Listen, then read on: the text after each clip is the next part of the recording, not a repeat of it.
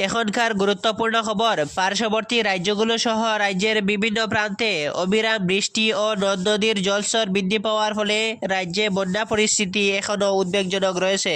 অসম রাজ্যের দুর্যোগ ব্যবস্থাপনা কর্তৃপক্ষের তথ্য অনুসারে রাজ্যের চলতি বছরের মৃত লোকের সংখ্যা 97 জনে বৃদ্ধি পেয়েছে। 15টি এলাকার বিস্তীর্ণ অঞ্চল এখনো জলের তলায় রয়েছে। বন্যা পীড়িত লোকের সহায়তা ও পুনর্সংস্থান অভিযান অব্যাহত রয়েছে। এদিকে রাজ্যের দুর্যোগ ব্যবস্থাপনা কর্তৃপক্ষ শ্রীভূমি ও গোলাঘাট জেলার জন্য অরেঞ্জ অ্যালার্ট জারি করেছেন। জেলাগুলির অঞ্চল বিশেষ স্থানীয় জনসাধারণকে নদীর কাছে না যেতে এবং বিপজ্জনক এলাকায় প্রবেশ না করতে জেলা প্রশাসনের পক্ষ থেকে সতর্ক করা হয়েছে। শ্রীভূমি জেলার কুশিয়ারা নদীর জলস্তর ধারাবাহিকভাবে বৃদ্ধি পাওয়ার প্রতি লক্ষ্য রেখে সব জনসাধারণকে নদীর পাড় থেকে দূরে থাকতে এবং নিজের প্রাণকে সুরক্ষা দিতে সরকারের পক্ষ থেকে আহ্বান করা হয়েছে।